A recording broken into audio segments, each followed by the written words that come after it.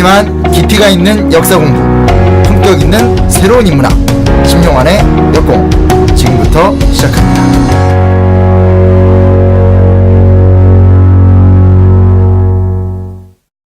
진짜 역사 가짜 역사 18번째 시간 시작하겠습니다.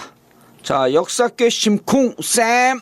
네, 안녕하세요. 심용환입니다. 예, 그리고 역사계 50대를 바라보는 껌나무. 최강욱입니다. 감사합니다. 아, 껌나무를 심쿵 선생한테 껌 붙었지. 그 옛날에 김영삼 대통령께서 네. 어디 초등학교 가갖고 축사하면서 여러분들은 우리들의 껌나무입니다. 그 껌나무. 책 진행 제작 잘 되고 있습니다. 예. 총 29꼭지인데요. 29꼭지에 30꼭지에 살아 줄었어요? 제가 이제 그 29꼭지로 딱 예. 끝났어요. 그 제가 좀 해봤는데 예. 29로 끝나는 게 좀 아름다워서. 예. 아이, 그러지 말고 30꼭지래요. 마지막에 에필로그. 뭐 아무튼 강제로 뭐 억지로 내용을 예. 추가해 그런데 어찌됐건 그 각각의 꼭지마다 이렇게 좀 한 장짜리 이렇게 좀 한눈에 볼 수 있는 이렇게 좀 그림이라 뭐라 그러죠? 이렇게 한 장짜리 이렇게 좀 만화 같은 컷, 일러스트. 그런 게 다 들어가게. 그래서 위즈덤 하우스에서 최고의 어떤 디자이너와 사람들 뽑아서 지원해 주겠다. 아주 기대가 큽니다.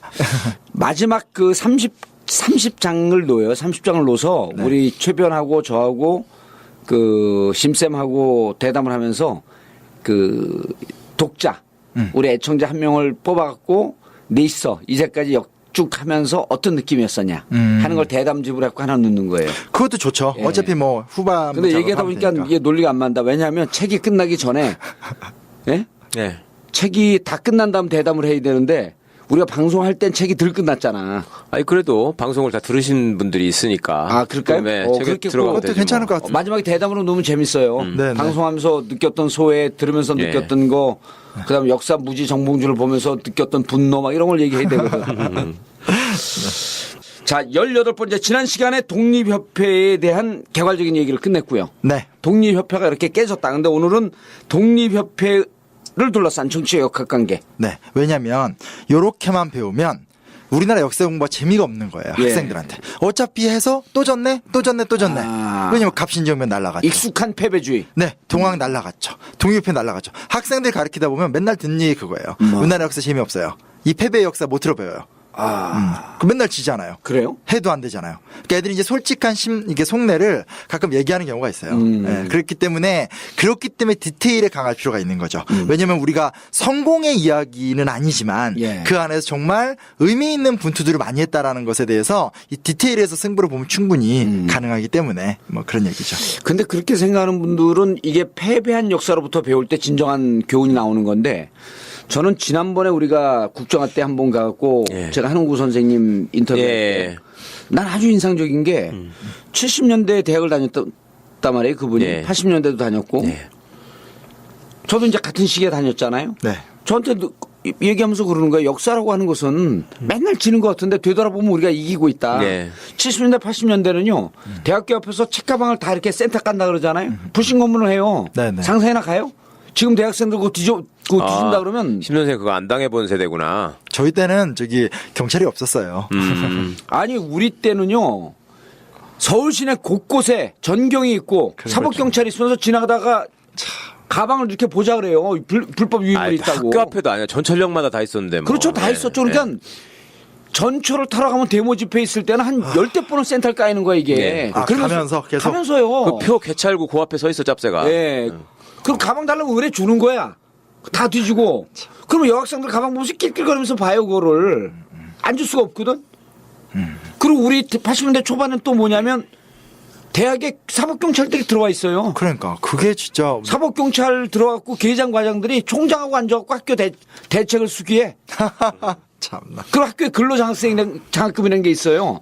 우리가 낸 등록금을 갖고 네. 한 15만 원, 20만 원 그때 이제 등록금 40만 원 할 때 근로장학금 40만 원밖에 안 했어요. 네, 40만 원 할 때 15만 원, 20만 원이니까 등록금이 반 아니에요. 그거를 전체 학생들 중에 한 200명, 300명 분을 그 정보과 직원들이 갖고 걔들이 그 돈을 운영을 하는 거예요.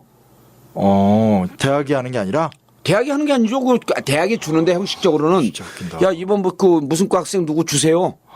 그럼 대모하는데 가서 살살살 꼬시는 거 장학금 받고 싶지 않냐고. 그럼 집안들이 다 어려우니까 장학금 받고 싶잖아요. 아. 그럼 데모하지 말라고 꼬시고 근로장학생 장학금 주고 이런 시대를 산 거야 우리가. 진짜 그 얘기는 처음 들었어요. 마지막 얘기는. 그런데 지금 보면요. 지금 그런 짓 해봐. 이런 돈 주니까 좋은 건가? 그 책을 책가방을 뒤진다든지 학교에 경찰이 들어와 갖고 일상을 감시한다든지 이래봐야 난리가 나지. 그런데 그러면서 맨날 데모하면 끌려가고 잡히고 진 것 같았지만 되돌아보면 그런 거는 없어진 거야 이제. 이긴 거지 그만큼. 그렇죠. 예. 그 저도 옛날에 좀 선배랑 논쟁했던 적이 한 번 있었는데 예. 제가 승리를 얘기하더라고요. 그래서 역사는 실패의 과정 속에서 전진한다. 비슷한 얘기를 했던 기억이 그렇죠. 있는 것 같아요. 예. 그래서 되돌아보면 이겼던 그럼 엄청 이긴 거예요 지금 보면은. 그러니까 되돌아보면 이제는 저 댓글 달고 이러는 놈들이 전혀 없어지길 바라야죠. 뭐. 지금 댓글을 한번 당했으니까 다음 선거 때는 이제 그런 일 없을 거라고 생각해야지. 사이버 사령부하고 국정원. 예. 근데 이놈들이 그럴 생각을 할 만한 수준이 되는지가 문제지. 아니 근데 저는 고치돼서는 안 될 것 같아요. 저 뭐 서점 나가 보니까 여전히 이승만 찬양책 나오고 있고요.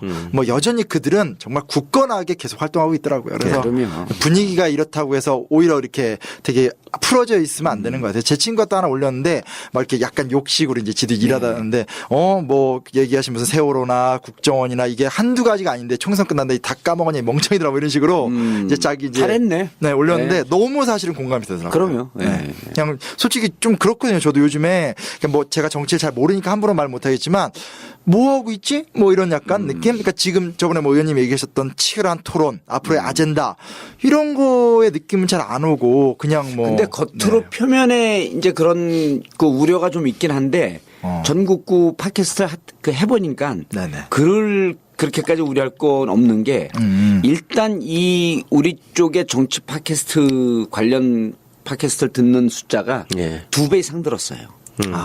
관심이 증폭한 거지. 그러니까 일부에서 아주 고생을 많이 했던 사람들이 그래도 승리라고 했던 거에 대해서 승리감에 도취할 필요도 또 있거든요. 맨날 지니까.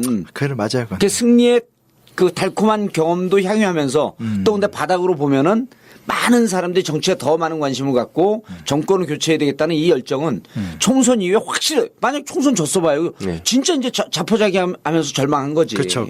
아니 이명박 당선 이후에 승리의 기억이라고 할 만한 게 박원순 시장 된 거하고 이거하고 두 개밖에 없잖아. 그 노무현 대통령 일주기 때인가 그때 지방선거 승리한 거 하나. 네. 근데 그거는 사실 진짜 뭐 약간 이겼잖아 그거. 기분이 좋다기보단 진짜 2010년. 그렇죠. 그거 하나. 완전 이겨야 되는데 겨우 이긴 선거였지. 그건. 그렇죠. 그럼 묘하게 지방선거 이기는 거는 그 지방 행정이기 때문에 네. 약해요. 실질적으로 정치적 그 승리감으로 오지 않는데 총선과 대선이거든 이게. 맞아요. 그 이번 총선은 그래서 그런 거에 따르면 의미가 큰 거지. 예. 저는 그냥 개인적으로 고민하는 게 저도 이제 뭐 불려 나와서 지금 이제 벌써 이제 몇 달 됐는데 그 약간 그런 거 있잖아요. 그 지식인의 책무? 그러니까 좀 그 제가 이렇게 학교에서 배우고 하는 것들은 그러니까 책에서 봤던 유럽의 지식인들은 욕을 바가지로 먹어도 자기가 믿고 있는 아젠다에 자기 인생을 걸더라고요. 뭐 제가 되게 좋아하는 뭐 사르트르나 뭐 에밀 졸라 같은 사람들은 어마어마한 비난에 직면해도 미친 듯이 싸우더라고요. 근데 좀 뭐라고 해야 되나 이번에 뭐 강남역 그 살인 사건도 있고 여러 가지 그러니까 한국의 지식 뭐 조영남 그림 같은 것도 있고 한데 한국의 지식인들 같은 경우는 그러니까 모든 뭐 지식인들 제가 규정하는 건 아니지만 약간은 이슈에 붙어서 이렇게 좀 좋은 얘기한다고 그러더라. 맞아요. 좀 그런 게 강한 것 같아요. 그래서 나는 좀 뭐 제가 아직 그런 반일 전혀 아니지만 앞으로 열심히 살 건데 욕을 먹더라도 정말 이렇게 좀 책임 있는 뭐 의원님께서 이렇게 막 세월호 끝까지 하시고 이런 것처럼 저도 그러니까 진짜 그 지난 시간에 우리가 이완용 이런 얘기 했지만 이완용 관료지만 얼마나 많은 우리나라의 지식인들이 정말 그 어떤 유럽의 지식인과 다른가. 장준하랑 같이 사상계 썼던 사람 중에 장준하 옆에 남아있던 사람이 거의 없대요. 다 박정희한테 갔대요. 그랬겠지. 네, 그런 게 좀 최근에 사실은 좀 느껴지더라고요. 그게 얼마 전에 제가 전국구 할 때 그 얘기를 했는데 이제 제가 그 도울 선생님하고 토론하면서 이제 배운 것 중에 하나가 그분이 그 얘기를 하더라고요. 유럽의 정치가 왜 저렇게 선진 정치를 구현하고 우리가 왜 이렇게 후진 정치를 구현하는 줄 아느냐. 유럽의 정치인들은 철학적으로 자기의 가치관이 형성된 이후에 정치를 안 되는 거예요. 근데 우리는 정치인이 되고 난 다음에 그렇죠. 철학을 만들려고 하니까 상황 논리에 따랐고 이때 지식인들도 똑같거든요. 상황 논리에 따랐고 막 흔들리는 거야. 그럼 유럽의 정치인들은 아주 독출한 능력을 갖고 있느냐? 그래서 철학을 갖춘 다음에 정치를 하느냐. 이게 아니고 유치원 때부터 초등학교, 중학교, 고등학교 때 토론식 수업을 하니까. 그렇죠. 네. 토론을 통해서 철학이 완성이 되는 거예요. 그러니까 예를 들어 우리가 지난번에도 얘기했지만은 그 원전 문제 났을 때 메르켈이라고 하는 사람들이 사르코지 이런 사람들이 보수면서도 원전 철폐를 선언하거든요. 네네. 이건 초중고등학교 때 토론하면서 비판이 비난이 아니고 이게 더 좋은 방향으로 가기 위해서 서로 이견을 제시하면서 이 투쟁 속에서 우리가 좋은 방향을 찾는구나라고 하는 것에 익숙해져 있는 거예요. 근데 우리는 비판하면 비난으로 가잖아. 그렇죠. 그래서 유럽의 정치인들이 철학이 갖춰져 있는 것은 그분들 개인의 능력이 아니라 교육제도가 제대로 되어 있기 때문에 네네. 국정교과서로 배우지 않았기 때문에 네네. 그러니까 우리의 교육제도를 바로 놔야지 훌륭한 정치인이 나올 수 있다. 진짜 우리의 정치인들을 비난하기 앞서서 우리 교육제도를 제대로 만들고 토론식 수업을 하고 이렇게 되다 보면 좋은 정치가 나올 수 있다. 그 되게 인상적인 게 제가 어디 서울시 뭐 주관하는 토론을 갔는데 역사 선생님 나와서 얘기하는 거예요. 요즘 선생님들이 수업을 재밌게 하려고 노력하고 있고 이런 방식을 만들고 있다는 거예요. 근데 학생 하나가 이제 질의응답 시간에 고1짜리 큐게 생긴 여자예요. 근데 손을 딱 들더니 저희 학교 선생님들도 되게 재밌게 수업하려고 노력한대요. 근데 재미가 없다는 거예요. 그러니까 선생님은 되게 재밌게 수업하려고 노력하는데 우린 재미가 없다. 그러니까 완전히 그 선생님은 토론자로 나오고 기자들 와 있는데 완전 얼굴 빨개진 거 아니에요. 근데 이제 제가 이제 그 선생님도 최선을 다한 거고 또 해서 좀 제 질문 단에서 가만히 있었는데 제가 그걸 듣고 느낀 건 방금 얘기한 토론인 거죠. 예. 수업이 아무리 재밌게 하더라도 일방적으로 보여주는 거면 재미가 없잖아요. 그렇죠. 예. 학생들의 의견이 들어오고 소통을 해야 재밌는 거잖아요. 애들이 아무리 단순한 얘기를 하더라도. 또 사실은 애들 사이에서 일배 같은 거 나타나는 현상 중에 하나는 제가 이제 제 제자 중에 일배가 있었거든요. 예. 걔 심지어 저기 어디야 그 광화문에 폭식투쟁 나갔던 애예요. 네. 나던 애인데 꼴통 일배네. 일배 중에. 네, 근데 이제 제가 좀 잘 아는 애인데 걔는 왜 그러냐면 그러니까 집안에서 엄마와의 갈등이 심해요. 자기가 겪는 불만을 표현할 데가 없는 거예요. 네. 그러니까 이제 친구가 옆에서 일배하니까 따라가서 그거 보고 이제 거기서 따라서 재밌게 욕하고 그날도 엄마랑 싸우고 거기 가가지고 그걸 먹고 온 거예요. 그러니까 어떤 면에서는 학교가 실제로 학생들이 생활하는 공간의 시간이 크잖아요. 거기서 아이들의 아주 좀 수준이 낮더라도 그런 얘기들 다 들어주고 소통해주고 맞춰주고 하다 보면 거기가 하나의 어떤 치유라든지 생각의 개선의 장이 될 수도 있다는 거죠. 그래서 저는 그 좀 일배 같은 경우도 물론 이제 교육적으로 접근하면 지금 강남 쪽에 네. 공부 잘하는 고등학교에 남고 애들이 되게 많이 하거든요. 일배를? 네, 정확해요. 강남 쪽에 공부 잘하는 고등학교에 남고생 애들이 그렇게 해요. 이게 스트레스가 그쪽에 분출하는 그 통로구나. 그럼요. 그래서 일간 베스트 사이트에 예. 학원들이 광고를 그렇게 해요. 왜냐하면 거기에 공부 잘하는 애들이 와서 많이 보거든요. 그러니까 상황을 그냥 저 미친놈들 잃어버린다고 미친 짓이 해결되는 건 아니거든요. 그렇지. 네, 그러니까 교육 얘기를 그래서 하시니까. 경기도에서 하는 혁신학교 이런 게 진짜 의미가 있는 거예요. 아니, 교육이라는 게 국가의 백년 대계라고 뭐 괜히 그러겠습니까? 진짜 중요한 것이고 그런 거 있잖아요. 그러니까 철학이 없는 사회의 빈곤함 뭐 이런 거를 지금 말씀하신 건데 사실은 같은 대학 교수라도 미국에서의 대학 교수와 유럽에서의 대학 교수는 위상의 차이가 엄청 나거든요. 사람들이 그 사람을 인정하는 정도나 사회적인 가치를 대하는 것도 완전 다르고 단적으로 드러나는 걸 한번 보십시오. 우리는 누가 돌아가시면은 그 지방에다가 뭘 써요? 그 사람이 옛날에 무슨 관직을 했나 이걸 우선으로 쓰잖아요. 근데 외국은 비석에다가 박사학위를 쓴 사람은 그걸 새길 수 있잖아요. PhD 뭐 해다 이렇게 쓰잖아. 네네네. 그리고 거기다가 무슨 얘가 무슨 뭐 어디 가서 뭐 했다 이런 걸 쓰는 경우는 이름에다가 쓰는 경우는 없어요. 학위를 쓰지. 그러니까 그거 자체가 이미 사회가 뭘 더 중시하느냐 이걸 드러내는 거 아니겠어요? 그러니까 우리가 어릴 때부터도 뭐가 이제 많이 우리가 좀 역사적으로 경험을 해서 발전해 왔다고는 하지만 저만 해도 어릴 때 계속 무슨 할아버지한테 뭐 족보 갖다 놓고 집안 얘기 들으면 우리 집이 뭐 얼마나 양반이고 옛날에 무슨 할아버지는 무슨 벼슬을 했고 뭐 이런 얘기만 맨날 듣는단 말이죠. 근데 그 와중에 저 같은 경우 예를 들면 제가 상령최 씨라고 얘기를 했는데 우리 최 씨 집안에서 내가 생각할 적에 제일 훌륭한 사람은 최한기 선생이야. 해강 최한기. 네, 해강 최한기 선생. 그 양반은 정말 그렇죠. 동양학을 하는 사람들이 중국, 일본에서도 우러르는 학자잖아요. 근데 나는 집안의 어른들한테 최한기 선생이 우리 최 씨라서 자랑스럽게 생각해야 된다는 얘기를 한 번도 들어본 적이 없어요. 나 혼자 안 거지 그냥 어떻게 하다 보니까 이분이 종 씨였네. 왜냐하면 그때만 해도 이게 집안이 몰락해가지고 한때 뭐 최한기가 중인이냐 양반이냐 뭐 이런 얘기까지 나올 때였으니까. 그러니까 여기는 벼슬 안 했다고 안 쳐주는 거야. 벼슬을 안 했다고? 예, 제일 쳐주는 사람은 최항이야, 최항. 이 양반은 세종 때 집현전 학사였고, 경국대전 그거를 완성한 사람이고, 네. 그 영의정까지 갔고, 그렇지만 최항이라는 사람은 변절해가지고 세조에 붙은 사람이거든요. 예. 그러니까 그렇게 뭐 숭앙할 만한 사람은 아니야. 그러니까 내가 생각할 때는 최항이 그렇게 나쁜 짓을 했기 때문에 나중에 집안이 몰락한 거 아닌가 싶은데, 뒤로 가면 계속. 예. 그래가지고 최한기 같은 사람은 어렵게 살아야 되지 않았을까 싶은데, 근데 그거를 나는 왜 어릴 때 최양의 얘기만 듣고 최한기의 얘기는 못 들었던가. 응? 그게 결국 우리 사회가 가지고 있는 허상이고, 지금도 왜 이 사람이 어떤 경로를 통해서 어떻게 살아왔고 왜 정치를 하고자 하는가를 유권자들이 관심을 갖는 게 아니라 얘가 대학 어디 나왔나, 과는 무슨 과인가. 이게 하여튼 저는 빨리 극복돼야 된다고 생각해요. 저희 집안도 그 아버지 맨날 얘기하시는 게 심환지, 예. 영의정 되신 분 유명하잖아요. 근데 심환지가 아닌 게 뭐예요? 그것도 뭐 나쁜 놈이잖아. 정조 죽은 다음에 정조의 19년간 문화통치 다 날려버린 사람이거든요. 예. 노름에 아주 상관이 없는 거예요. 그냥 영의정이라는 거고. 그걸로만 그냥. 저는 사실 심 씨가 별로 유명한 사람 없는데 저는 심은 되게 좋아하거든요. 시인이고 그 문화예술인으로서 진짜 이렇게 변절하지 않은 거의 유일한 문화예술인이에요. 네.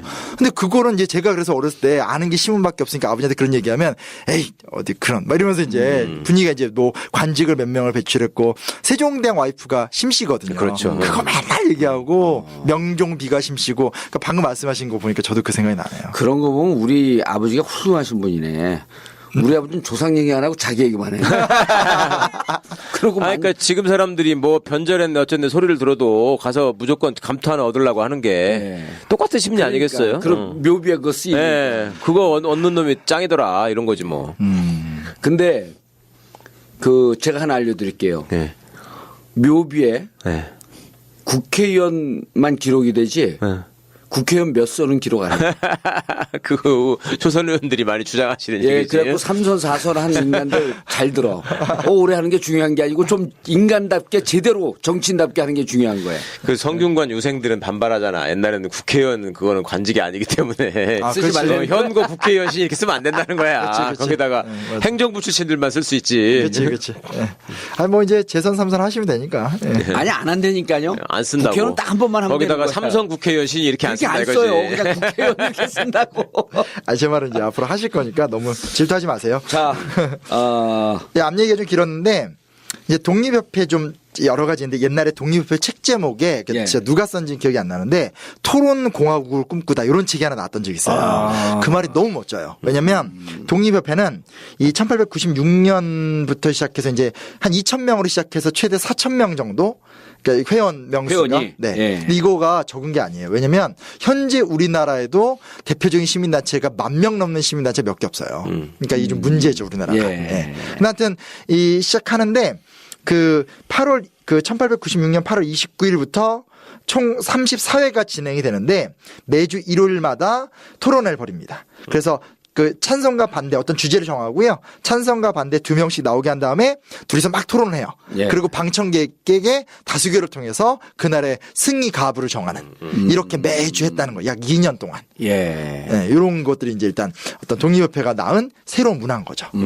제일 처음에는 뭐 교육 얘기로 아까 우리 교육 얘기했는데 교육 얘기로 시작이 됐다가 마지막에 막 가면 열강의 이권 획득 문제, 의회 설립 문제 등 아주 이렇게 민감한 사안들도 다 예. 했다고 합니다. 그러니까 첫 번째 주제가 조선의 급선무는 인민의 교육으로 작정함. 이게 1회 토론의 논제예요. 네, 네. 그러니까 처음에 교육으로 시작했는데 결국은 정치로 가는. 그렇죠. 예. 두루두루 다루게 되는 거죠. 연결이 돼 있으니까요, 뭐. 그래서 일단은 어떤 토론이라는 문화가 이때 처음 시작이 되었다라는 예. 게 저번에 얘기했던 신문과 더불어서 중요한 거고요. 그 1차 만민공동회 때 이제 지난 시간에 했던 얘기인데 이때 참 감동적이었어요. 그 우리나라의 최초의 근대적인 민중 집회인데 10,000여 명이 모였다고 해요. 예. 10,000여 명 정도가 모였고 상황이 불안하잖아요. 10,000명 정도가 모인다는 것이 동학농민운동도 아니고 이런 게 없거든요. 그래서 그렇게 어마어마한데 10,000명이 모인 건. 종로거리에 막 모이니까 이게 얼마나 무서워요. 그런데 이제 그러니까 불안하니까 러시아 공사 뭐 외국 선교사 나와서 다 구경하는 거예요. 혹시 뭔 일이 일어날까. 근데 와서 아주 이렇게 정돈된 모습으로 깔끔하게 모여서 너무나 멋지게 집회를 딱 마쳤죠. 그래서 이때 이제 뭐 저번 시간에 얘기했던 러시아 군사교관, 재정고문 뭐 이런 것들을 다 철수를 요구하는 결의안을 통과시키는데 그때 서재필이 엄청 강격을 해요. 그래서 여기 나온 거 제가 그냥 한번 의원님 한번 읽어보시면 멋있지 않을까요? 싫어요. 눈이 잘 안 보여. 보시오. 내 말이 그대로 맞지 않았어. 우리 민족은 워낙 자질이 뛰어난 민족이기에 교육만 제대로 받으면 아무 민족에게도 뒤떨어지지 않을 거라고 했던 말 그대로가 아니요. 너무나 감격을 한 거죠. 열심히 준비해서 그 집회가 되니까 그걸 보면서 이제 외국 공사들 앞에서 막 자랑했던 예. 이런 기록이었다고 볼 수 아니, 있습니다. 10,000명이라는 게 우리가 이제 2002년도에 그 월드컵 때 네. 쏟아져 나온 게 연인원이 500만인가 600만이라 그러잖아요. 예. 근데 그때 기사가 한번 나와요. 네. 중국 애들 깜짝 놀랐다고. 저렇게 나오면 천안문 사태로 가야 되거든 저기는. 그래서 그렇게 사람들 모이는 걸 두려워한대요. 예. 중국은. 예. 그렇죠. 그 내가 2005년도가 2006년도 이제 현역 시절에 중국을 가는데 진짜 중국 관료들이 물어봐요. 그렇게 나왔냐고? 아니 나온 건 봤는데 어떻게 너네가 뭘 했길래 아무 문제 없이 다 돌아갔냐. 그럼 막 청소하는 사진들 다 보고 그랬잖아요. 자발적으로 다. 그게 마치 정부에서 무언가 정책을 잘해서 다들 아무 문제 없이 돌아가고 그렇게 모이면 콘서트를 보러 모이든 뭐를 하든지 모이면은 일단 정부에 대해서 불만을 토로한다는 거야 자기들은. 근데 그런 거 없이 어떻게 다 들어가냐. 근데 질문이 너무나 얼토당토하니까 다 대답을 못 하잖아요. 그렇죠. 그냥 돌아갔다고. 그걸 이해를 못 하더라고. 그러니까 막 이런 상황에서 10,000명 이렇게 모이게 지금도 집회할 때 10,000명 모이면 장관이거든요. 예, 그럼요. 그렇죠. 근데 그 인구도 얼마 안 많을 때 10,000명이 모였다고 생각을 해봐. 통신수단이 없을 때인데 이때는. 그렇죠. 그냥 진짜 어떻게 모았어요? 입소문으로 걸어서 오는 오는 거잖아. 거잖아. 입소문으로. 그렇죠. 예. 그러니까 이건 아니지만 3.1운동 때 얘기 막 기록 보면 동네 사람들이 집집마다 찾아와요. 그래서 나와서 만세 시위에 나오시오 막 이러면서 이렇게 끌고 나오고 그래요. 예, 예. 그런 식으로. 그러니까 진짜 입소문 쫙쫙 퍼지면서. 예. 근데 이 사람들이 이제 나중에 가면 힘들어지니까 집회를 많이 하는데요. 굉장히 저항적이에요. 그래서 중간에 이제 지난 시간에 얘기했던 그 박영규가 쿠데타 꿈꿨다가 실패했을 때 이때 이제 그걸 이용해서 조병식이가 이제 의정부 참정이었는데 독립협회를 뽀개려고 해요. 그때도 이제 그 소위 말하는 조병식 파면 운동 강력하게 전개합니다. 그래서 밀어내고요. 또 이제 황국협회나 군인들 막 오면 격렬하게 투석전을 벌여요. 그래서 막 돌 막 던지며 싸워서 또 쫓아내기도 하고. 아니 그러니까 만민공동회를 하다 그러는 거 아니면 독립협회가 모여서 그렇게 하는 거예요? 그러니까 이후에 이제 만민공동회가 1차, 2차, 3차까지는 정례적으로 하다가 점점점 고종이 싫어하면서 만민공동회를 뽀개려고 하니까 버텨내기 위해서 이걸 매일매일 해요. 아 상시적으로 모여갖고. 상설 만민공동회인데 그러니까 일종의 촛불만 안 든 촛불 집회를 그렇죠. 하고 있었던 그렇죠. 거네. 철야 집회까지 막 해요. 밤새면서 자리를 지키고 그리고 이제 진압하러 오면 거기다 막 돌 던져서 막아내고 그리고 막 뭐 특별한 어떤 힘을 발휘해서 막 압력도 넣고 이러면서 계속 지켜내요. 네. 그러니까 백성 필리버스터가 진행이 된 거네. 그렇죠. 예, 네. 그런 셈이죠. 네. 그러니까 이게 굉장히 큰 가치 있는 장면인 거죠. 그 얼마큼 그 새로운 세상에 대한 열망이 컸으면 그렇겠지. 그랬겠어요. 예. 그 모여가지고 사실 그게 동학혁명으로 그 사람들 죽어간 지 얼마 안 된 다음이잖아요. 그쵸, 그런데도 그쵸. 사람들이 두려워하지 않고 저렇게 모일 수 있었다라는 거는 저렇게 저 열정을 담아낼 그릇이 있었으면 진짜 좋은 나라가 됐을 텐데. 그러니까 아니 이게 제가 요즘에 이제 계속 공부하고 우리 책에 좀 차별점을 만들어내기 위해서 여러 동남아시아사나 이런 사례를 좀 많이 넣어봤거든요. 예. 근데 이렇게 깨지면서 이렇게 계속하는 나라도 별로 없어요. 아니, 그러니까요. 동학혁명이 그 좌절된 지 얼마 안 됐을 때네요. 진짜. 그러니까요. 그쵸. 예, 예. 불과 몇 년 뒤에 지금 이렇게 하는 거예요. 또. 네네. 짧게는 2년, 길게는 4년 뭐 이 정도니까. 그러니까 정말 그런 게 대단한 거죠. 그 이제 또 하나 우리가 좀 주목해서 볼 수 있는 건 독립협회는 인권을 굉장히 중요시 여겼어요. 전 이것도 굉장히 좀 중요한 측면 같아요. 이게 이렇게 인권이란 걸 사실 이때 생각할 때가 아니잖아요. 보통 이렇게 뭐 싸우고 막아내고 온데 얘네는 되게 그게 세요. 그래서 아까 이제 지난 시간에 이제 얘기했듯이 그 독립협회가 이제 독립협회 협회장 말고 만민공동회 대회장으로 쌀장수 현덕호를 선출해요. 그리고 만민공동회 당시에는 백정 박성춘이 연설을 하는데 이게 엄청난 히트를 쳐요. 근데 이게 우리가 이렇게 얘기하면 아무것도 아닌 것 같지만 제가 여기서 말씀드렸는지 그때 언뜻 드렸던 것 같은데 이 당시 백정은 눈으로 보는 거로도 더러운 애들이에요. 직접 눈으로 보이면 안 되고 검은 옷을 입고 다니면서 이렇게 좀 눈에 마주치면 도망가야 되고 할아버지 백정한테도 어린애가 반말 쓰고 이런데 이 백정 박성춘이 나와서 나는 뭐 이렇게 천하의 무지 몰각하지만 충국 애국의 뜻은 안다라고 하면서 연설을 하는데 난리가 나요. 예. 그러니까 그런 부분 아무것도 아닌 것처럼 보이지만 아주 뭐 이렇게 유럽식 얘기하면 이 혁명의 열기가 예. 이런 어떤 신분과 구애 없는 이 용광로 같은 놀라운 일들을 만들어내는 거죠. 네. 그래서 그런 모습들도 좀 오히려 우리가 무슨 역사적 근거는 없지만 추정컨대 네. 동학혁명의 좌절이 오히려 이런 쪽으로 분출될 수 있었을 수도 있겠네. 그렇죠. 보통은 동학 얘기하면 이제 의병으로 많이 갔다고 예. 얘기하는데 근데 이제 이게 사회적 분위기는 그러니까요. 여전히 새로운 시대를 아까 최변도 얘기했지만 새로운 시대에 대한 열망, 개혁과 변화에 대한 열망, 근대화에 대한 열망 이런 게 여기에 나타났겠지. 그렇죠, 그렇죠. 그 기세가 계속 이어간 거죠. 그러니까 저는 그런 부분에서 자부심이 있다는 거예요. 마냥 실패한 게 아니라 그렇지. 짓밟아도 일어나고 짓밟아도 일어나는 이 힘이 단순하게 김수영 시인에 나오는 바람 때 이렇게 일어서는 풀이 아니라 이제 이렇게 막 그런 거 있잖아요. 이렇게 단단한 풀들이 이렇게 밟으면 쫙 일어나는 거. 예. 그러니까 이겨져도 일어나는 저는 그게 우리 민족의 힘이라고 생각해요. 그리고 이게 이제 만주 무장투쟁 독립운동 이런 등으로 그렇죠. 그 계속 전에 이어지는 간 거고. 거지. 예. 계속 이어지는 거죠. 계속. 그러니까 이거를 우리나라가 집에 당한 걸로만 36년 따지지만 이게 예. 다 따지면 70년 되거든요. 계속 싸운 거예요. 예. 당혹스러운 질문 하나 할까요? 뭐요? 북의 역사책에서는 독립협회를 자기들이 김일성 그 백두혈통이 주도했다고 안 그래요? 그렇게는 못할 것 같아요. 그거는 아예 안 맞지요. 서울에 살았어야지 그 얘기가 되지. 나이도 이제 안 되잖아요. 아니 무슨 아니, 김씨 지네 할아버지가 또 했다고 할 수 있지.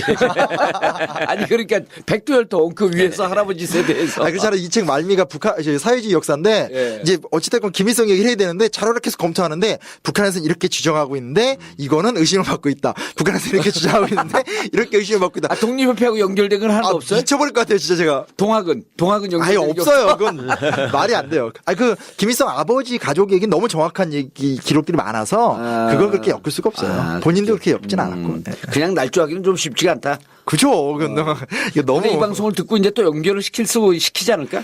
저희가 또 역사 전쟁의 승리를 거둬야죠. 모르지. 당군릉도 만들어버린 놈들인데 뭔 짓을 할 줄 알아. 아니 그 저기 뭐야 대동강 문화권 제가 그 역사 전쟁에 썼잖아요. 예. 그러니까 뭐냐면 인류 4대 문명 말고 5대 맞아, 문명이에요. 맞아. 그래서 대동강에서 단군이 만든 새로운 문명이 싹 텄다. 야, 말 같지도 않은 소리죠. 아니 4대 문명권은 이미 다 무너지고 이제 그 네. 뭡니까 다수 문명권으로 바뀌지 않았어요 역사 정설이 그러지 않았나? 그러진 않아요. 아직도 4대 문명권이. 네, 그러기에는 이 4대 문명이 갖고 있는 어떤 위상과 이게 너무 높아서 그 외에도 여러 개 문명권이 많이 발굴이 됐음에도 불구하고 여전히 4대 문명권. 그렇게 얘기를 하죠. 다수 문명권 계속 주장하면 이게 그 종북 좌빨될 뻔했네. 대동강 문명권까지 주장하는. 잡혀가시는 거 아니에요? 하여튼 그래서 그 인권 얘기 좀 더 되는 게 뭐냐면요. 예. 그 다음에도 황제가 측면으로 이제 점점 독립협회 활동하는 게 마음에 안 드니까 이원경, 지석영 같은 독립협회 회원 4명을 무고 투옥을 시켜서 재판도 열지 않고 10년 유배형에 처하거든요. 예. 이것도 강력하게 아까 얘기한 것처럼 철야 투쟁하고 이러면서 또 이거를 그 경무사 법무대신에게 항의 서한 같은 거 발송하고 하면서 이것도 그냥 무력화 시켜버려요. 그러니까 이 힘이 저는 만들어졌으면 좋겠어요. 우리가 선거를 통해서 이겨나간 힘은 지금 처음 다시 했지만 그렇지 않나요? 옛날에 이렇게 데모를 하고 자기 주장을 해서 그 집단성으로 또 하나하나 법을 바꾸고 국회의원들이 그런 거에 눈치 보게 만들고 이런 힘들이 이때는 있었다는 거죠. 이때 국회의원은 아니지만. 근데 이때 난 이 기록을 보면서 네. 이 독립협회가 잘한 것도 있지만 이때 정권이 차라리 지금의 정권보다는 좀 낫더라고. 어쨌든 저항하면 뭔가 좀 바꾸잖아. 그런 면도 있어요. 예. 그 일베류의 수준도 예. 저기는 막 한국협회가 아무리 이상한 짓 했다고 그래도 막 어버이연합 같이 그런 수준의 정도는 아니었고. 그렇죠. 예. 예. 아니 제가 나중에도 말씀드리지만 그 일본 놈들조차도 독립운동가들을 우리나라 민주화운동 하는 사람 탄압하듯이 그렇게 안 했다니까. 그렇지. 예. 형도 훨씬 약했고. 김산의 아리랑 읽어보면 중국 비적대에 잡히느니 일본군한테 잡혀야 된다. 딱 나와요.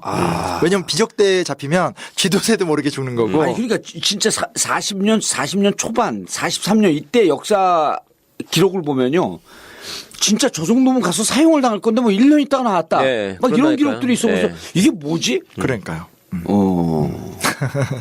뭐 일제시대 미화하는 건 아니지만 그런 답답함이 지금 뭐 많이 있죠. 근데 이제 대충도라는 사건이 뭐냐면 김홍육 독다 사건이에요. 이게 뭐냐면 옛날 영화 가비로도 엉성하게 좀 묘사가 됐는데 김홍륙이라는데 얘는 러시아에 빌붙어서 또 이제 아주 죄를 축적하는데 예. 얘가 이제 고종한테 사형을 당할 위기에 처하니까 고종과 고종의 아들 순종을 죽이기 위해서 차에다 독을 타요. 이제 그 독을 탄 것 때문에 문제가 돼서 잡혀서 처형을 당하는데 이 당시에 이제 법이 뭐냐면 이걸 관리했었던 경무사 민영기가 잔혹한 고문을 일삼았고 법부 대신 신기선은 이미 폐지된 연좌제 같은 것들을 부활시키는 등 어떤 그런 좀 반인권적인 예. 왕이 화났다고 하니까 이걸 두고 격렬히 싸워요. 그러니까 이거는 이제 사실 이게 문제가 되거든요. 왜냐하면 이렇게 싸우니까 고종 입장에서 화가 나는 거잖아요. 자기를 죽이려고 했던 사람을 왜 두둔하냐 이렇게 화를 내는 건데 근데 그 독립협회 입장에서는 김홍육을 두둔하는 게 아니다. 왜냐하면 김홍육은 처형 당했어요. 예. 그게 아니라 아무리 화가 나도 국가는 원칙과 인권을 지켜야 된다라고 싸우게 되는데 뭐 어찌됐건 이게 이제 문제가 되면서 결국 이제 독립협회가 이제 또 사라지게 되는 또 하나의 단초가 좀 되긴 해요. 정리하면 김홍육은 독다 사건으로 그 참수를 당하고 그렇죠. 참수를 당하고 이제 그 참수하는 조사하는 과정에서 잔혹한 고문을 하고 나륙법과 연좌법을 부활시키려고 하니까 이거는 김홍육은 참수했으면 됐지. 왜 그 이런 가족까지. 반인권적 법을 다시 부활시키려고 하느냐 그쵸. 하면서 인권 투쟁을 한 거네. 그렇죠. 네. 그러니까 그 측면을 우리가 디테일하게 볼 수 있다는 거예요. 그래 고종은 또 열받았고 야 나를 죽이려고 하는 사람을 옹호하는 거 아니야? 그렇죠. 그러면서 이제 독립협회를 치는 거고. 네. 그러니까 한쪽은 자꾸 정략적으로만 접근하는데 네. 독립협회는 그 당시 기준으로 본다면 정략적일 법도 한데 원칙을 갖고 있었다는 거예요. 이게 되게 특별함인 거죠. 독립협회의 어떤 모습들이. 예. 네. 이제 여기 이제 독립협회에 좋은 얘기들 많이 했잖아요. 예. 그러니까 뭐 나쁜 얘기라기보다는 그 이제 의원님 좋아하시는 얘기예요. 어느 조직이든지 그 조직 안에는 여러 정치 세력이 있고 그 세력들 간의 갈등을 해결하지 못하면 심각한 문제가 된다. 이게 독립협회의 정치학 뭐 이런 얘기들이죠. 왜냐하면 일단은 독립협회는 국가 지원을 받긴 받았어요. 그래서 사실은 독립협회는 국가 지원이 없었으면 이렇게 클 수가 없었던 단체거든요. 근데 문제는 뭐냐면 고종이 마음을 바꾸면 골치 아파지는 거죠. 왜냐하면 고종의 지원으로 컸으니까. 그러니까. 네. 첫 번째 변수고요. 두 번째 변수 뭐냐? 수구파. 근데 이 수구파라는 말이 참 그래요. 나중에 이건 별도 연구 주제로 좀 삼아봐야 될 것 같은데 이거는 무슨 뭐 온건계합파, 급진계합파 이런 게 아니에요. 그냥 그러니까 뭐 나라가 되든 말든 그러니까 나의 기득권, 예. 나의 재산, 예. 혹은 나의 권력만 유지가 되면 된다라는 집단들. 지금의 새누리당의 친박. 뭐 그런 식이죠. 예. 똑같죠. 그런 식이 아니라.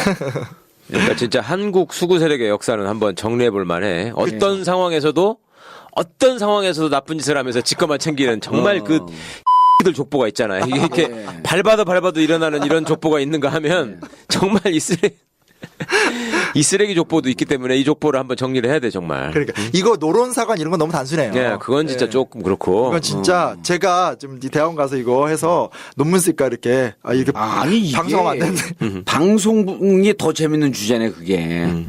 수구골 통파의 역사. 예. 근데 이제 아직까지는 우리나라 학계가 우리 활동한 거 연구 성과 내느라 정신이 없었기 때문에 아직은 이제 이런 부분에 대한 디테일한 연구가 없는데 이런 걸 파면 아마 진짜 재밌으실 것 같아요. 예, 그거는 논문으로도 재밌고 팟캐스트 주제로도 재밌어. 진짜 재밌을 것 같아. 시대 변화와 상관없이 억지 쓰는 모습이나 그 뒷구멍으로 지껏 챙기는 모습이나 이런 건 똑같을 거야 아마. 어떤 시대가 되더라도. 그러니까 사실은 그래서 아까 30곡지 하나 빠졌다고 그랬잖아요. 그 하나가 수구파의 역사였어요. 근데 자료를 이게 구하는 과정 속에서 이게 도저히 지금으로선 제가 좀 쓰기가 힘들어서 그래서 일단은 좀 덮어뒀던. 그러니까 옛날 수구파들이 하던 짓하고 지금 하는 짓하고 뭐가 다른지를 보면은 그게 이제 계속 반복되는 일이기 때문에 똑같죠. 진짜 똑같죠 이거. 근데 몇 번 하다 보면 똑같고 재미없어지지 않아? 아니 그래도 그때 상황에 따라서 걔들이 취하는 모습은 다르니까. 구성이 많이 다르니까. 근데 앞으로 뭐 현대사 같은 거 나오면 결국 이제 뭐 사람 한 명 한 명은 아니더라도 계속 이제 그 구조가 계속 보일 수밖에 없죠. 그래서 그 얘기는 아마 계속 하게 될 것 같아요. 근데 나는 이 수구파의 역사를 본다 그러면 느낌이 이게 수구의 변종이 뭔 줄 아세요? 뭐야? 늘 중도 개혁파야. 그 중도 개혁이라고 하는 건 역사상 철학이 없는 거거든요. 네. 중도는 잡탕이란 말이에요. 근데 결국 보면 자기 권력을 유지하기 위해서 중도라고 하는 것으로 위장했을 뿐이지 수구파의 변종이 중도파예요. 뭐 그렇겠죠 아무래도. 예. 지금 중도파라고 하는 국민의당 보세요. 수구파야 그냥. 그렇죠. 아니 거기 있는 호남 의원들 보세요. 수구파야. 근데 무슨 중도파야 그게. 맞아요. 그러니까 야당 탈만 쓰고 있다고 해서 저기가 아닌 것처럼. 그러면 저때 이제 독립협회 때 수급하라는 사람들도 보면은 진짜 한심하잖아. 그 수많은 사람들이 죽고 이제 그 신분제 철폐 얘기도 나오고 실제로 그 백정 출신이 그 많은 사람들 앞에서 연설하는 장면도 보고 그런 사람들이 그때 수급파들이 주장하는 거 보면은 다 필요 없고 다 무조건 다 옛날로 돌아가자 이거잖아. 그렇죠. 예? 그리고 고종을 옹이하고 노비 다 부활시키고 그러니까. 땅 다 뺏어가지고 지네가 또 다 대농장 경영하면서 어디다가 이제 수급하는 진짜 이제 좀 앞으로도 많이 밝혀보면 좋을 주제라는 생각이 예. 들고요. 러시아와의 싸움이 이때는 아무튼 커요. 왜냐면 러시아가 그냥 대드는 게 아니라 자기 사람을 심어요. 앞에서 얘기했었던 조병식, 뭐 김홍육 이런 애들을 계속 내각이 심어요. 스페이에르라는 공사가 와가지고 계속 고종에게 압력을 넣으면서 자기 사람을 심어요. 그러니까 치열한 또 하나의 노선이 벌어지는 거죠. 예. 그러니까 아무 생각 없고 자기 이익것만 추구하는 수급파와 끊임없이 외부적 권력을 가리지 않고 빌붙는 뭐 친일파, 친러파 같은 애들들 이런 애들도 있다는 거고요. 예. 내부적인 문제는 뭐냐면요. 이 독립협회는 크게 두 개로 쪼개져 있어요. 그게 윤치호 계열하고 정교 계열로 나눠져 있는데 윤치호, 이상지, 남궁옥 좀 유명한 분들이죠. 이분들은 좀 온건파. 예. 점진적 제도 개혁을 주장하던 사람들. 핵심은 뭐냐면 고종황제 인정하자는 거예요. 황제를 설득하고 황제와 같이 가야지 자꾸 황제한테 대들면 이거 운영이 안 된다. 이 입장이에요. 근데 정교, 안경수, 나중에 여기 이승만도 붙거든요. 이런 사람들이 뭐냐? 판을 뒤집어 엎어야 된다. 문제의 본질은 이제 고종황제니까 체제를 뒤바꿔야 된다. 이 두 개의 세력들의 싸움인 거죠. 예. 예. 그래서 결국은 윤치호의 노선이 주도했기 때문에 운영이 되다가 이제 결국 이제 이쪽 정교, 안경수 이쪽 라인들에 의해서 문제가 생기면서 급진적 개혁파로 넘어가면서 이제 고종이 이걸 깨려고 하는 거죠. 그렇죠. 그런 어떤 지형도들에 대해서 좀 기억을 해둘 필요가 있을 것 같아요. 그래서 어찌됐건, 그러니까 4개의 상황, 외부적으로는 수급, 그러니까 5개구나. 고종, 수급파, 이제 이 당시 러시아니까 이제 친러파, 그 내부적으로는 온건파, 급진파. 이걸 다 해결을 해야만 되는 상황이었다라는 예. 참 힘든 거죠. 그렇죠? 예. 이게 어떤, 이거를 이겨내지 못하면 안 되는 거죠. 결국은. 네, 그런 어떤 구조를 좀 기억할 필요가 있다라고 말씀드리고 싶었습니다. 예. 이제 뭐 이제 멸망이 돼야 될 것 같아요. 이제 이게 마지막까지 오게 됐는데 너무 비참해요. 그러니까 결론은 이제 지난 시간에 얘기했듯이 이제 고종이 이제 마음을 바꿔요. 그래서 이제 그 관민공동회나 만민공동회 등을 불법 집회로 간주하고요. 예. 독립협회를 해산시키려고 합니다. 그래서 이상제, 정교 등 187명을 체포 구금하게 되고 이제 그 당시 이제 독립협회가 밀었었던 박정양 같은 어떤 그런 개혁적인 관리들을 다 파면시켜 버립니다. 이제 이렇게 되니까 저항을 할 수밖에 없죠. 그래서 만민공동회는 상설 집회로 바뀌게 되고요. 철야시까지 전개를 해요. 근데 비극적인 게 철야시 17번째 되는 날 황국협회 리더 홍종우 등이 황국협회 2천여 명을 끌고 와서 농성장을 이제 습격을 하게 되는 거죠. 한국협회가 그 친고정 수구 집단이죠 이게. 네. 그렇죠. 저게 이제 일종의 어버이연합 같은 건데 예. 예. 황국이라는 이름에도 딱 드러나잖아요. 황제가 그렇죠. 중심되는 예. 나라 이런 거고 독립협회를 깨기 위해서 만든 어용단체잖아요. 그야말로. 이게 학교에서는 보부상 단체로 배우거든요. 예. 근데 그건 좀 잘못된 얘기라고 하더라고요. 그러니까 보부상 단체를 표방한 그냥 이렇게 깡패 단체. 이런 단체였고 얘네가 끝까지 여기 짱나요. 독립협회가 뭐 의회 기능 달라고 하니까 자기들도 달라고 그러고 독립협회가 A라는 활동하자면 자기들도 A라는 거 할 수 있다고 그러고 계속 따라 붙으면서 계속 넘겨 붙어요. 예. 결국 이제 그러니까 이게 그 사회적으로는 어버이 연합처럼 보이고 그 다음에 노동 현장에서는 복수 노조로 해갖고 어용 노조를 만들어갖고 예, 그런 거죠. 민주 노조를 깨려고 하는 네, 그런 거랑 네. 똑같은 거죠. 독립협회가 민주 노조면 한국협회는 어용 노조. 예. 그렇죠. 그래서 황국협회가 이제 그런 행동들을 하게 되고요. 예. 그래서 마지막으로 너무 비참해요. 나중에 군대까지 오고 하니까 이 사람들이 더 집회를 막 하면서 상황이 이게 뭐라 하더라. 물을 끼얹어도 불이 안 식어요. 그러니까 결국 고종이 직접 나와요. 고종이 나와서 나오니까 사람들 막 감격하면서 이때 한 2만여 명 모였었거든요. 예. 감격하면서 고종이 그래 여태까지 니네들 주장 알겠고 받아들여 주겠다고 약속까지 해요. 예. 그걸 군민공동이라고 학교에서 안 배우는 내용인데 약속도 하고 돌아가는데 그날 밤에 또 이번에는 황국협회랑 군대까지 와요. 고종이 배신 때린 거예요. 최종적으로. 그래서 아니 그렇게 이제 고종이 나오면 사람들이 감동하고 그러면 이제 투쟁 열기가 약화되거든요. 김이 쫙 빠지는 거지. 그쵸. 이게 그 배신 빼놓는다 그러는 거거든. 배신. 예. 힘이 쭉 빠져 있잖아 이제. 그리고 고종이 뭔가 좀 해주려나 우리의 요구가 관철됐다 하는데 그날 저녁에 그냥 군대 가고 빡 쳐봐요. 그렇죠. 대우는 완전히 해산이 되는 거지. 아니 이런 거 영화로 만들면 너무 진짜 재밌을 것 같아요. 동학 다음 편으로 하나. 그러니까 이게 보면은 우리 세월호 갖고 막 싸우고 그럴 때 우리 예. 박근혜 대통령이 고종만도 못했던 거야.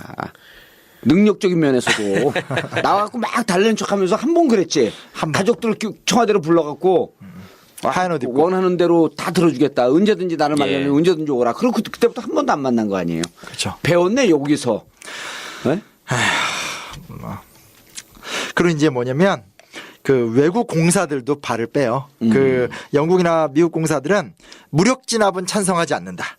그러나 무기나였고. 무기난다. 또 이제 러시아나 이런 애들은 찬성한다. 일본 이런 애들. 예.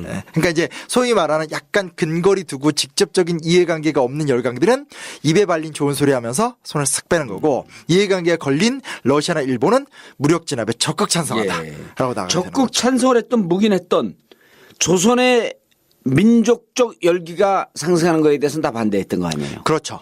예, 결국은. 그 민족 세력이 만들어지는 것도 반대했던 거고. 그렇죠. 예. 그러면서 결국 이제 그게 외국에 대해서 의지한다는 발상 자체가 예. 저는 좀 근본적인 좀 한계가 있지 않나. 그렇죠. 그걸 우리가 좀 생각할 필요가 있지 않나. 그래서 완전 뽀개져요. 완전 뽀개진 상태 저는 이 마지막 일기가 참 인상적인데 예. 그 윤치호가 아펜젤러 선교사의 집에 도망가요. 진짜 아펜젤러 선교사 집은 많이 도망오는 것 같아요. 도망가서 뭐라고 하냐면 너무 화가 나니까 이것이 국왕이라니 거짓말을 능사로하고 어떤 비겁자보다 대한의 대왕제가 최고다. 최악의 천박하다. 뭐 이런 얘기를 하면서 막 비판하고요. 예. 그러면서 이제 정부는 친일 노예 유기한과 친러 노비 조병식의 수중에 있다.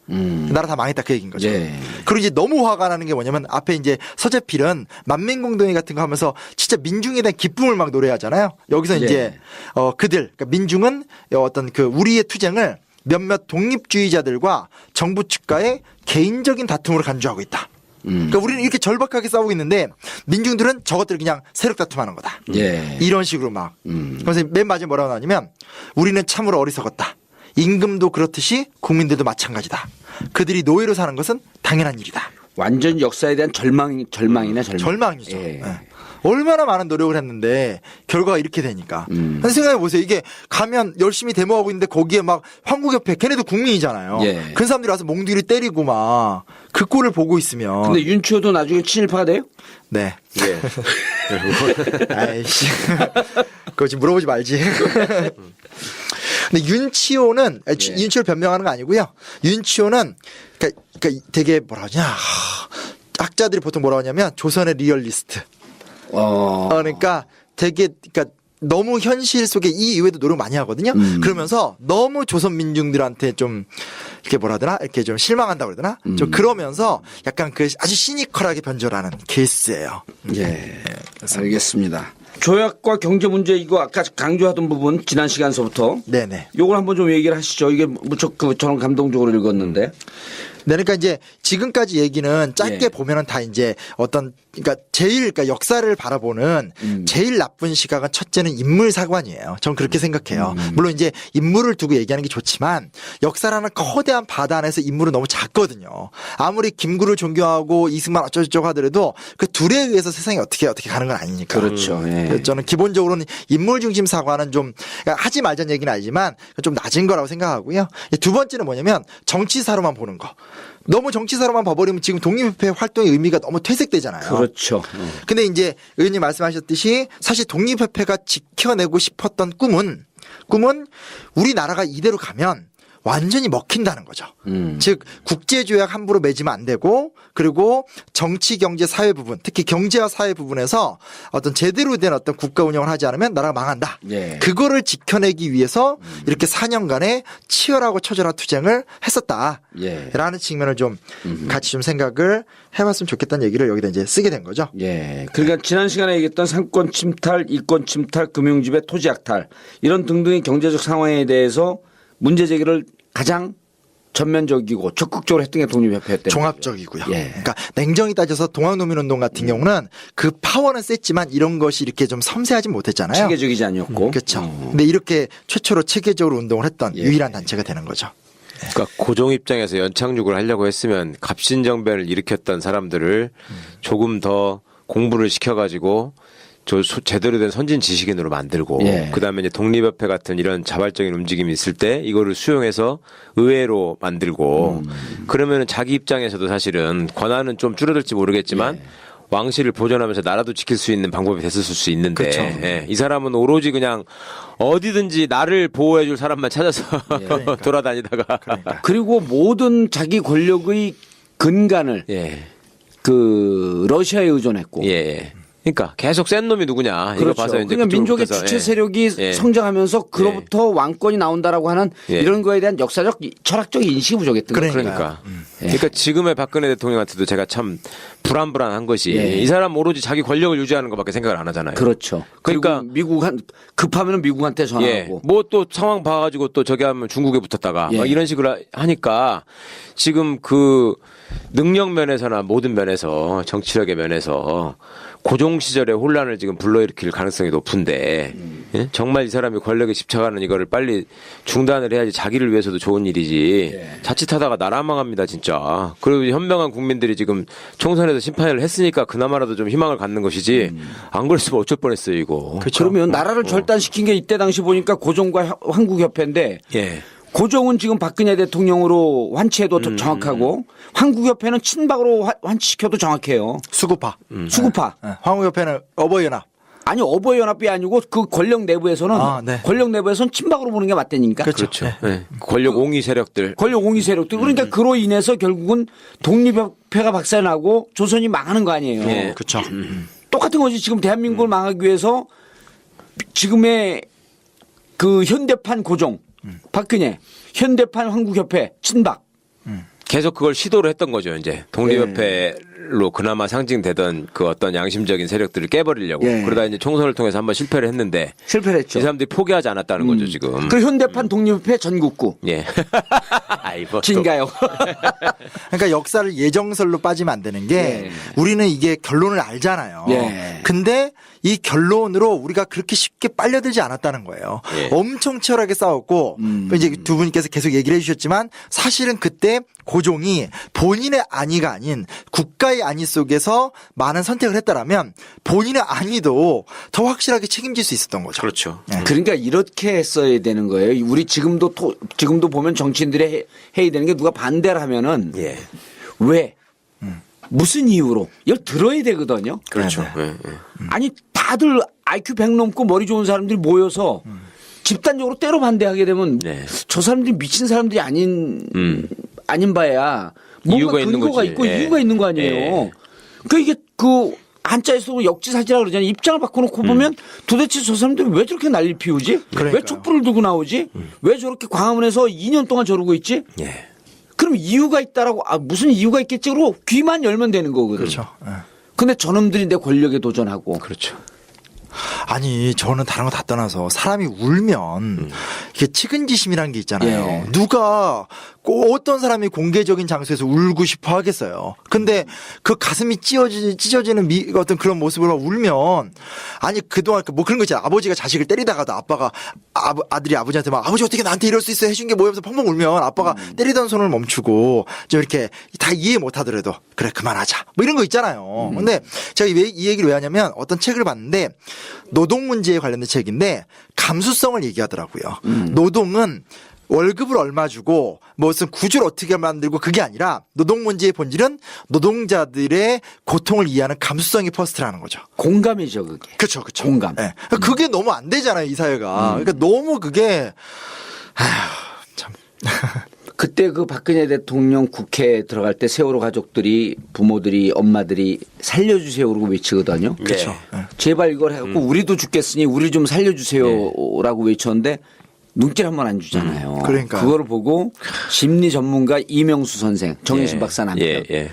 그리고 며칠 있다가 또 그 한 아이를 인양을 해요. 예. 그때 인양을 포기하냐 마냐 할 때 인양 포기하지 마세요라고 하는 메시지를 줬다라고 사람들이 해석하면서 예. 인양이 되는데 장례식장에 갔어요. 네. 그 이명수 선생을 만났더니 그분이 재밌는 얘기를 하더라고. 이게 그 감정이 없는 걸 이제 사이코패스, 소시오패스라고 그러잖아요. 무감정 상태. 네. 네. 그거보다 한 단계 위가 뭔지 아냐고 묻더라고 저한테. 네. 그래서 뭡니까? 그랬더니 뭐예요? 감정 마비 증상이래요. 아예 그런 증상이 있어요? 예, 그분이 이제 설명하기를 그러니까 심리학적으로, 심리학적으로 그런 단계가 있다는 거지. 무감정 시대를 뛰어넘는 게 감정 마비 증상인데 박근혜 대통령의 심리를 추정하건대 예. 22살인가 3살 때쯤에 엄마 박근혜 그 유경수 여사가 총을 맞아갖고 돌아가셨잖아요.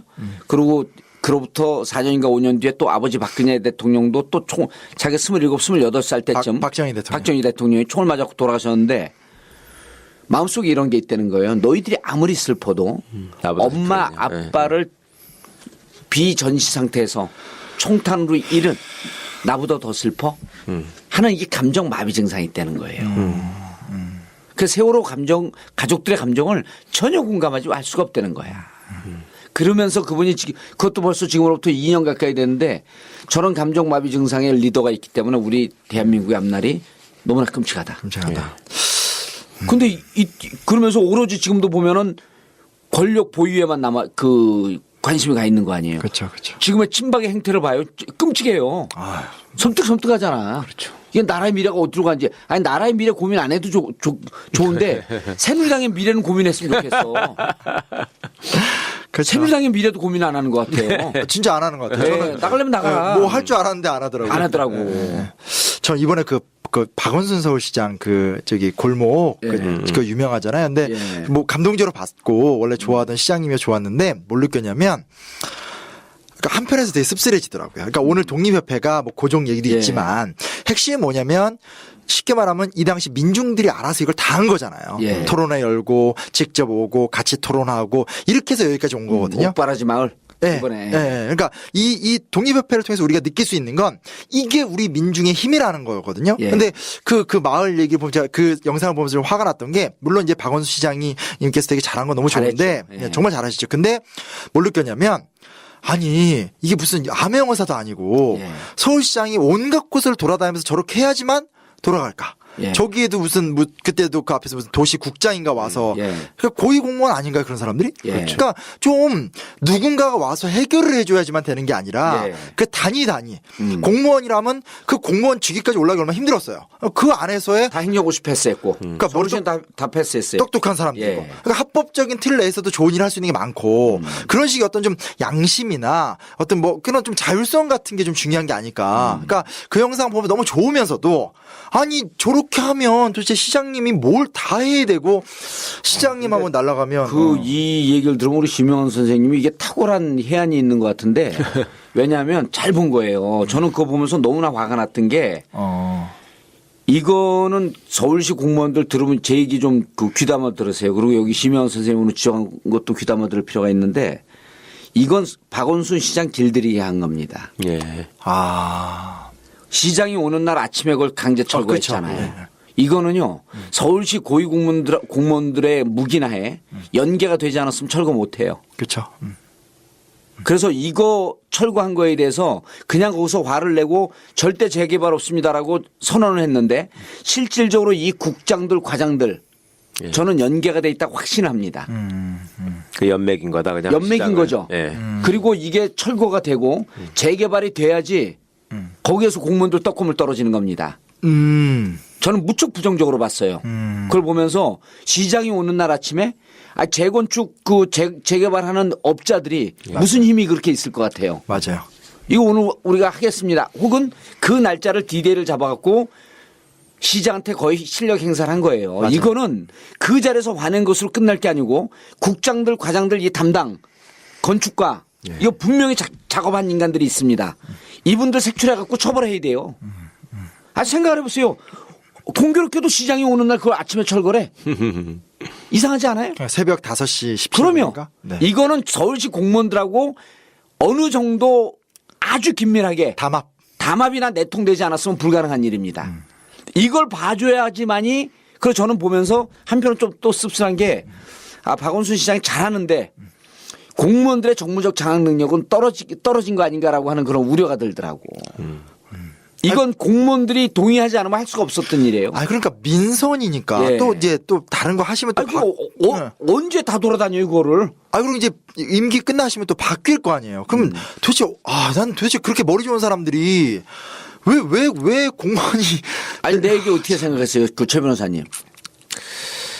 글쎄 저는 뭐 실체 관계를 잘 모르니까 속단하게는 이르다고 생각을 하는데 이제 말씀 중에 시장이 오는 거를 알면서 그거를 그날 아침에 부실 정도로 배짱이 있는 그런 생각은 업자들은 못하. 없어요. 예. 예. 예를 들어서 그런 거죠. 박근혜랑 만나서 세월호 인양 문제를 협의하기로 한 날 세월호를 폭탄을 넣어서 터트려버린 사람이 있는 거야. 그거 상상할 수가 없잖아. 아니, 인양을 척하면서 부셔버린 거야. 예. 그건 상상할 수 없는 일인 것처럼 이것도 마찬가지 상황인 것 같긴 한데 그 생각을 했어요. 저는 심 선생 말씀 중에 공무원들이 머리 좋고 다 저기 한 사람들이 왜 그러냐. 근데 옛날에 그 유명한 실험이 하나 있거든요. 스탠포드 대학 실험인가 이래가지고요. 그 심리학자들이 학생들을 모아놓고 그냥 역할만 부여한 거예요. 너는 지금부터 간수다. 너는 죄수다. 그랬는데 그렇게 해가지고 이제 그냥 역할만 부여해가지고 나누고 있었는데 시간이 가면 갈수록 점점 더, 죄수들은 비굴해지고 약해지고 간수라고 지명된 사람들은 폭력적이 되고 고문을 자행하고 뭐 이런 걸 했다는 거잖아요. 그러니까 그걸 보니까 사람들이 자기 역할에 점점 그 행동을 맞춰가는 것인데 그러면 이제 우리가 민주주의 사회라고 하면서 그 공무원들의 역할에 대해서 어떻게 생각했느냐라는 거죠. 그러니까 공무원이라는 게 말로는 국민에 대한 봉사자네 무슨 공복이네 어쩌고 하지만 자기들은 사실은 기득권인 거예요. 철밥통이고 이 자리를 유지하고 있는 이상 내가 굶을 일이 없고 그다음에 이 자리에서 쫓겨나더라도 민간 분야에서 또 할 일이 있고 그러니까 여기서 생각하고 있는 것이 지금 우리가 바라는 이상적인 공무원의 모습은 시장이 일일이 다 챙길 수 없으니 일정 수준의 간부부터 말단 직원들까지 현장에 직접 나타나 가지고 정말 억울한 시민들이 없도록 감시하고 지켜내고 또 발전시키는 이런 거를 원하지만 그 사람들은 자기의 역할이 그거라고 생각하지 않는 거야. 그렇죠. 내가 시험을 통해서 9급이 됐건 7급이 됐건 고시가 됐건 이 자리를 얻었으면 이 자리에 못 온 사람은 나보다 못한 사람이고 자기는 이미 권력자가 되고 그렇죠. 있고. 그런 사람은 나한테 와가지고 무슨 얘기를 하는 거는 그냥 민원을 제기하는 사람에 불과한 것이고 내가 그걸 들어주는 거는 시혜를 베푸는 거고 그런데 내가 왜 당신들 앞에 가가지고 뭐가 어렵냐고 내가 왜 물어봐야 되냐. 너네는 법을 안 지키는 사람 아니냐. 이런 생각만 하는 거죠. 그렇죠. 그런 게 이제 사실은 민주적 정권 그다음에 그 선출직 시장이기 때문에 그런 공무원들의 지금까지 잘못된 마인드라든지 이런 걸 뜯어고치는 그러니까 시스템을 바로잡고 하는데 노력을 해야 되는 게 오늘 심 선생님도 잠깐 얘기했지만 결국 시장이 떠나고 나면은 다시 원점으로 돌아가거든. 이게 고무줄 이론 아니에요. 맞아요. 쭉 당겼다가 결국 고무줄 그 원점으로 돌아가는 거거든. 그래서 원점으로 돌아갈 때 결국은 역사의식과 철학의식을 갖고 어떻게 공무원들이 조금이라도 좀 변할 수 있도록 해야 되는데 나는 그날 딱 보면서 들 밑에서 다 장난질 치고 있구나 이런 느낌밖에 안 들더라니까. 그러니까 공무원 스스로도 좀 생각을 해보시란 말입니다. 제가 공무원분들 상대로 무슨 특강할 때마다 하는 얘기가 있거든. 공무원들은 세상 사람들을 딱 두 가지로 구분한다. 민원인과 공무원. 의사들은 환자와 의사로만 구분하거든. 그런 식으로 민원인과 공무원으로만 구분을 하는데 본인이 스스로 시민의 일원이라는 걸 좀 생각해 보셨으면 좋겠어요. 제발. 그러니까 왜 그 자리에서 그 일을 하고 있는지를 생각을 해보면 내 역할이 과연 군림하는 것인가 봉사하는 것인가의 차이가 어디서 나오는 건지를 금방 알 수 있을 거예요. 근데 의외로 그런 거에 둔감하게 살면서 생각하시는 분들이 많다고요. 그냥 왜 내 일상이 내가 평온한데 왜 와가지고 자꾸 민원 내가지고 나를 괴롭히느냐. 이 생각을 하면 진짜 끝이 없는 것이고 그다음에 단체장이 되거나 장관이 되거나 제가 이제 유시민 작가나 그다음에 이재명 시장한테 들은 얘기인데 직접 장관으로 취임할 것 같을 때 시장으로 당선됐을 때 뭘 맨 처음에 생각했습니까? 그랬더니 공무원한테 어떻게 하면 속지 않느냐를 처음에 생각했다는 거예요. 그러면 이거는 겉으로는 공무원들과 같이 일을 해야 된다. 여러분들이 우리 뭐 예를 들어 보건복지부의 주역입니다. 말은 그렇게 하지만 속으로는 서로 못 믿고 있는 거예요. 공무원들은 장관을 점령군이라고 생각하고 어떻게든 저 사람으로부터 내 권익을 지켜내야 된다는 생각을 하는 거고 장관은 시장은 저 사람들은 언제 와가지고 무슨 이권 때문에 내 뒤통수를 칠 사람일지 모르니 응? 사무실에 CCTV부터 달아야 된다. 이걸 한 거 아니야. 이거 얼마나 슬픈 일이에요. 공무원이라는 게 공직자들이고 공평무사하게 국민을 위해서 봉사해야 된다는 사람들이 정작 그 수장이 오면 그 수장들은 저놈들이 작당해가지고 어떻게 나를 속여먹을까. 이걸 걱정해야 되는 현실. 이게 깨져야지 민주주의 국가가 되는 거죠. 그러니까 구청장실에 CCTV 달아놓고 그것을 그 홍보하면서 예. 여기서 투명한 행정이 이루어지니까 걱정하지 마십시오. 이런 사회인 거니까 이게. 실제로 또 대놓고 거짓말한 사람도 서울시에 있었잖아요. 예. 국장이 시장한테 와가지고 왜 이렇게 했냐고 그러니까 시장님이 시켜서 했다 그러고 결국 그거 기록해놓은 거 그거 틀었잖아. 그래서 내가 언제 그랬어 이렇게 해가지고 확인한 거 아니야. 끝까지 거짓말하는 거야. 아니 결제 받고 그 결제 안에 내용을 듣고 뒷페이지로 바꿔버렸다는 거잖아. 그 전국구에서 한번 좀 그거 한번 다뤄주세요. 예. 되게 재밌을 것 같은데. 예. 아니 그래서 난 그날 그 우리 박원순 시장이 잘하는데 보면서 씁쓸하더라고. 공무원들 장난질 치는 게 눈에 뻔히 보이더라고. 예. 저는 대선 이기면 예. 1차적으로 부딪혀야 될 주제 같아요. 예, 왜냐면 그 이제 그 주인공은 사라지니까 그 밑에 하부 조직들이 예. 자발적으로 아주 저항이 되게 심해지지 않을까 이런 생각 듭니다. 알겠습니다. 독립협회를 통해서 오늘날 공무원의 실상까지 쫙 그러니까 오늘 편은 진가역과 전국구의 합성본이야. 그러니까 예. 저 진짜 역사 가짜 역사 18번째 순서 마치겠습니다. 감사합니다. 감사합니다.